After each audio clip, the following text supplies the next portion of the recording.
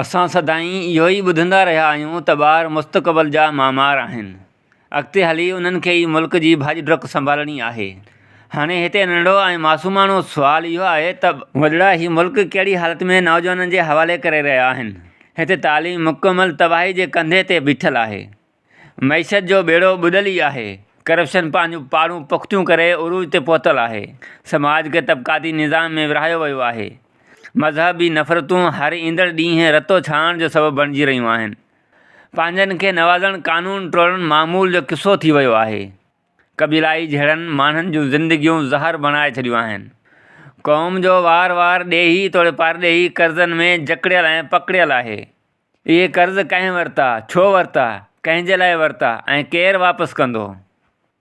इन्हनि सुवालनि जा जवाब कंहिं वटि बि न आहिनि। बसि हिक ॿिए ॾे वात पटियूं पिया निहारियूं। अहिड़ो तबाह हाल मुल्क जंहिंमें को बि इदारो ठीक तरह सां कमु न कंदो हुजे, जिते ॿारनि जी वाध वेझ बि करप्शन जे पैसनि सां थींदी हुजे। ॿारनि जे दिमाग़ में अहिड़ियूं ॻाल्हियूं विधियूं वियूं आहिनि त तव्हां पैदा ई हुक्मरानी करण लाइ थिया आहियो या वरी ग़ुलामी करण ऐं नौकर बणजण लाइ पैदा थिया आहियो, त पोइ क़ौम ऐं मुल्क जे मुस्तक़बिल जो छा थो थी सघे? इहो हर समझदार माण्हू खे साफ़ नज़र अची रहियो आहे। उमर कोराई मीरपुर माथियलो